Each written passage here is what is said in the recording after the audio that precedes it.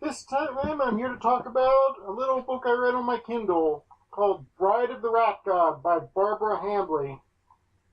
Yeah, I picked that up on the Kindle a few years ago. Probably it was on sale or something, and for some reason or another, I just never got around to it until this week. Yeah. Yeah.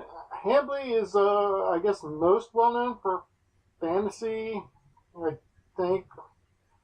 Though she also writes mysteries and horror, and this one is really one that it combines elements of fantasy, horror, and mystery. But really, I consider it mostly a horror novel.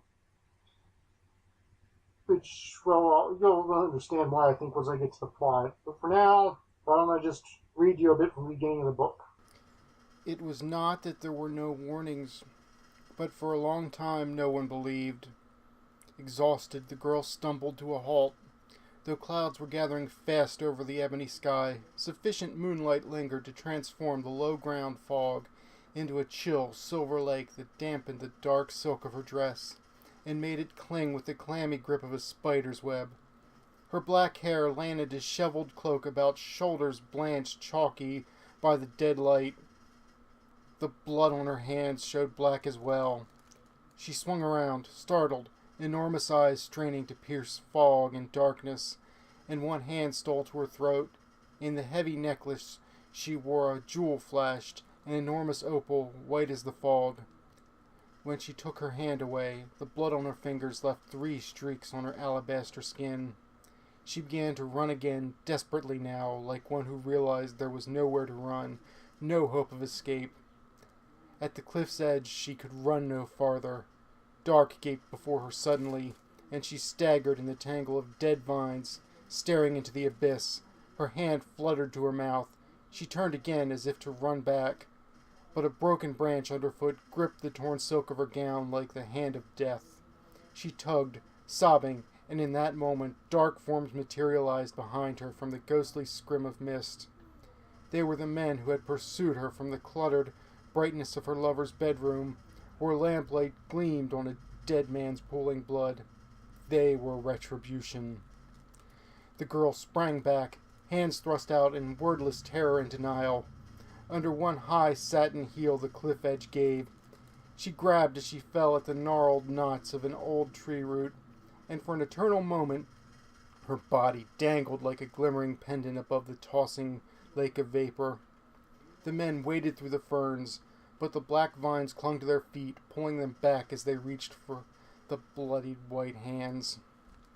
Her grip slithered from the wet roots as their fingers brushed hers.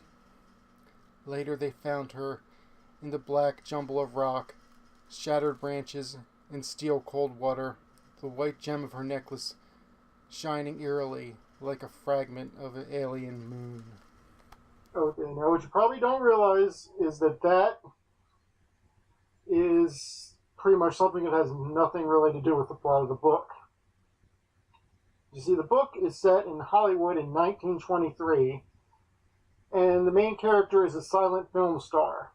And what I just read was pretty much, what's happening in a film she is in at the beginning of the book. The book starts out at the premiere of the film and describes that. One of the things you might have noticed in it is the necklace she was wearing. And that is actually something that's really important to the plot, because it's a cursed necklace.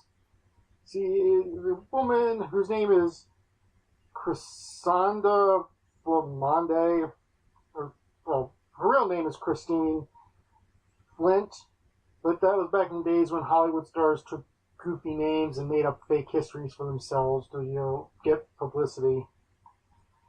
She is obsessed with China, which I guess was a thing back then that people were obsessed with. And the director, the studio owner at the time, who was also dating her, gave her a necklace that had been looted from the Forbidden City in China.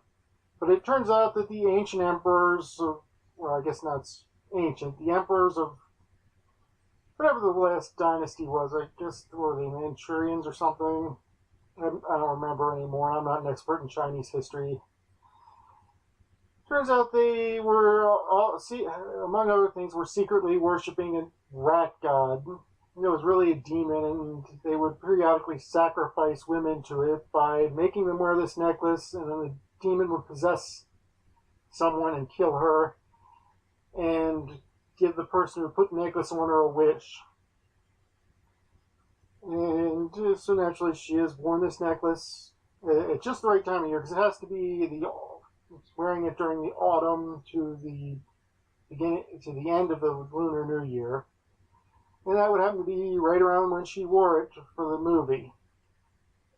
Also wearing it was a stuntman who had put it on for this scene where she's dangling over the cliff, and he actually buys it first because he's slightly easier to get to. But basically, the book is all about her and her sister-in-law, whose name is Nora, trying to avoid getting killed. Along the way, Nora falls in love with a cameraman named Alec, and they also get some help from a Chinese wizard and their pack of Pekingese dogs. Because in this story, Pekingese were originally bred to battle demons and evil spirits, which isn't something I'm in real life, of course, as far as I know. But they're actually pretty cool characters, all of them. There's some really scary bits, and it's pretty obvious who the demon is possessed once you figure it out, once you get to it, because basically about halfway through the book, one of the characters undergoes a massive personality change, and it's pretty obvious he's the one who's possessed, but main characters don't realize it because they don't actually believe in the demonic possession. In fact, I don't think they've even been told about it at that point yet, because even the Chinese wizard has shown up to help them by that point, he's not a moron, and he knows if he tells people that they're being menaced by an ancient rat demon, they're going to write him off as a crazy. But pretty much eventually it becomes inevitable, and frankly I thought was one of the scariest scenes and things I've read in a while. I gotta say, this book is one that I really liked. It just, I don't know why, but it really impressed me. I thought it had some really great characterization in all of the characters, and even the freaking Pekingese dogs, which are not a breed I'm particularly fond of, because I don't really like small dogs. I'm more of a big dog person. Even those dogs had some real personality behind them. And also, I thought the story was pretty good too. I mean, sure, someone being menaced by an ancient demon because they accidentally put on a cursed object is not, completely original. But I thought it was handled really well in this book. And I also really like the setting. I have a feeling that Hambly actually knows a bit about the history of Hollywood, especially since there are a couple of, I guess they'd be appendices. One talking about the history of Hollywood at the time when this was set, and one about Pekingese, so I assume she actually did research. Plus, I think she lives in the area. Or maybe not, I don't remember. It was mentioned in the book, but I don't really pay attention to that.